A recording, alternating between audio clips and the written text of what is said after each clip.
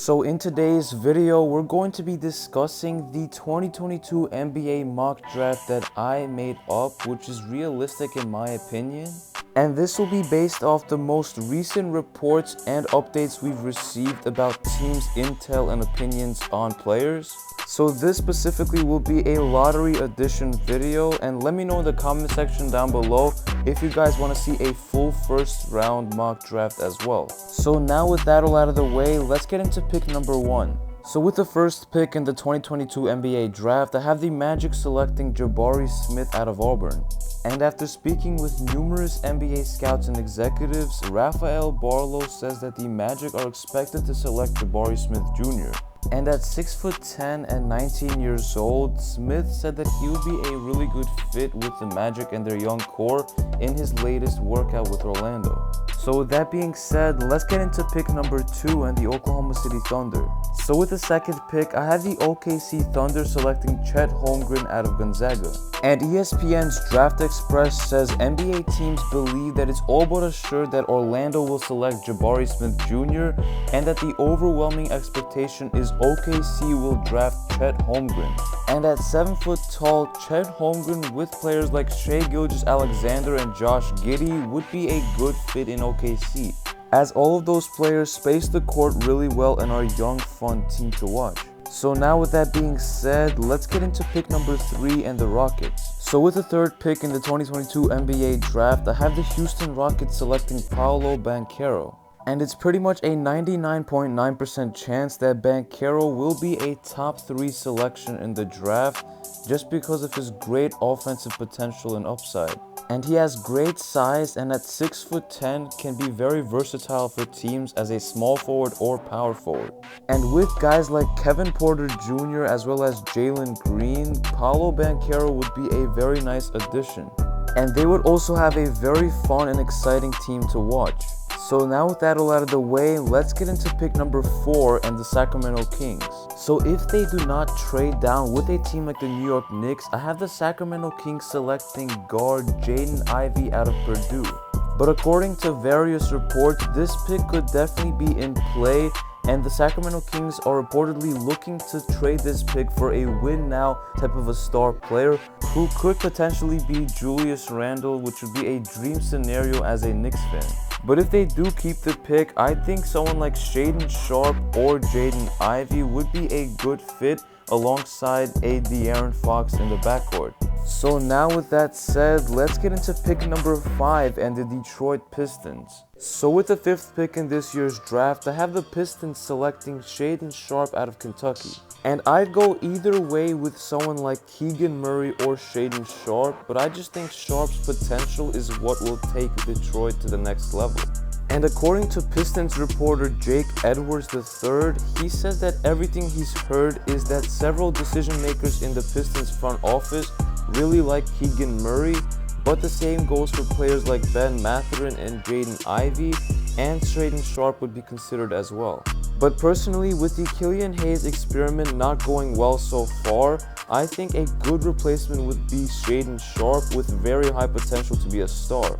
And it's possible that the Pistons will get blown away by Shaedon Sharpe's workout with them, and they could select him with the 5th pick. And now let's get into pick number 6 and the Indiana Pacers. So at 6, I have the Indiana Pacers selecting Keegan Murray out of Iowa. And according to Jake Fisher of Bleacher Report, who is a reliable source in my opinion, he says that the Pacers are hoping that Keegan Murray will be there at pick number 6 in the draft. And to me, he just feels like a Pacers guy and will be a nice fit with a player like Miles Turner in the backcourt, as he doesn't have many weaknesses on the court and can do pretty much everything you ask him to do. So it looks like the Pacers are mainly focusing on Keegan Murray or potentially Shaedon Sharpe if he falls to pick number 6. And now let's get into the Portland Trailblazers' interesting 7th overall pick. So with the 7th pick in this year's draft, I have the Trailblazers selecting AJ Griffin out of Duke if they decide to keep the pick. And Griffin had his workout with the Blazers yesterday, and him and Damian Lillard were definitely conversating a lot. But again, as reported by Jake Fisher and other reliable sources, the Blazers will definitely be looking to trade this pick for a win-now type of a player. And their primary targets are reportedly guys like OG Anunoby, Julius Randle, Jeremy Grant, and John Collins. And if they're unable to land a trade for one of those guys, which I think they could, especially with the Knicks' Julius Randle, then they would actually select someone like AJ Griffin or Bennedict Mathurin with the 7th pick. But with that being said, let's get into the 8th overall pick and the Pelicans. So with the 8th pick in this year's draft, I have the New Orleans Pelicans selecting Bennedict Mathurin out of Arizona. And according to Draft Express and Jonathan Givony, he said he's heard that Ben Mathurin's name has been swirling around the Pelicans a lot. So if Mathurin is there at 8, I think the Pelicans will look to select him because of his versatility and his offensive potential. And he's got the physical tools to be a good defender in the NBA as well. And now let's get into pick number 9 and the San Antonio Spurs. So with pick number 9, I have the San Antonio Spurs selecting Jalen Duren as a center from Memphis. And even though this hasn't really been reported much about the Spurs' interest in Duren, I think they would definitely be interested in a center in this year's draft, and Jalen Duren would be a perfect fit alongside someone like Jakob Poeltl if he's not traded. And aside from being a double-double machine in the NBA, Duren could definitely be a three-point shooting and floor spacing big as well, as he's only 18 years old and already has a nice mid-range game that's developing. And he would fit well with someone like DeJounte Murray as well. So now let's get into pick number 10 and the Washington Wizards. And with the 10th pick, I have the Wizards selecting point guard Dyson Daniels from the G League Ignite. So Daniels would be a good point guard fit in my opinion, with guys like Bradley Beal at the backcourt, as his height is around 6'7.5", and he's a point guard that could pass the ball and play good defense and potentially be able to create his own shot. And the Wizards definitely need a point guard on their team that could pass the ball and play defense.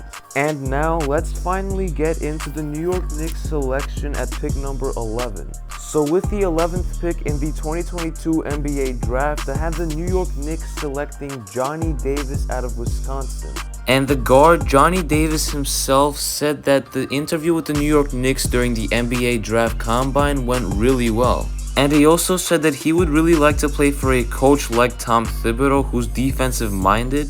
And it's very likely that the Knicks have already worked him out or will be working him out next week. And at 6'5" as a shooting guard, the Knicks would likely need to remove someone like Evan Fournier for Johnny Davis to fit in. And of course, other veterans as well, like Alec Burks and Kemba Walker.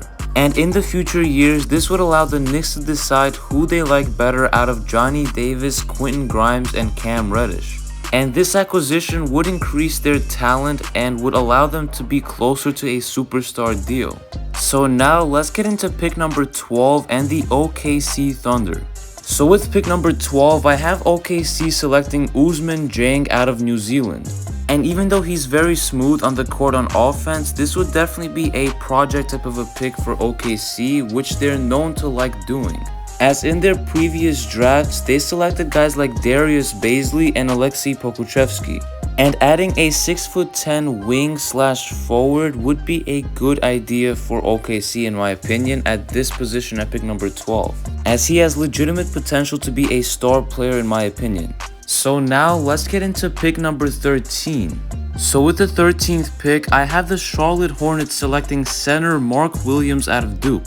And at 7 foot tall and with a 9'9" standing reach, Mark Williams could definitely be a great center for the Charlotte Hornets and a rim running one with LaMelo Ball.